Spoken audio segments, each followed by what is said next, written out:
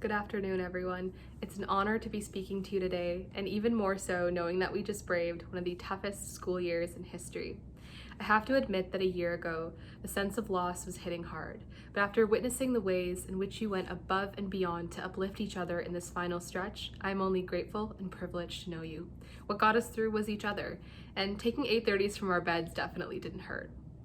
This experience of coming out stronger through adversity takes me back to walking into McMaster for the first time.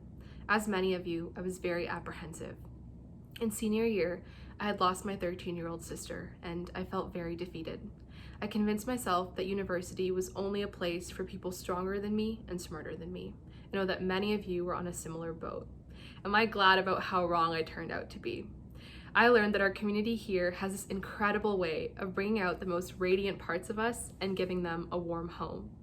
I share this with you because I know that you all have testaments to your growth through the hurdles that you've had to conquer. I want you to think back to these last few years and just know that there are so many people who are in awe of the person that you've become, not despite your obstacles, but because of them. You showed me that it's okay to be vulnerable and that we are a force when we show up for each other. And even when the grand speeches are over and the balloons wilt, that is what we will take with us. In the Faculty of Health Sciences, our programs and paths are varied, and so are our ways forward. And I may be uncertain about all these different futures, but I am certain that the tenacity and kindness that you brought to our faculty will flourish on and carry you through the hard times. So this one is for the laughs we shared in the HSL Quiet Zone, for the long hours in anatomy lab, for that feeling after our group presentations. This one is for our families, our friends, our loved ones who knew we would make it through even when we didn't think we could. For our educators who taught us that health begins with us taking care of each other and then expanding that outwards.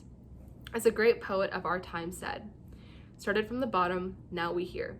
Started from the bottom, now the whole team here." And class of 2021, am I so lucky to have made it here with you.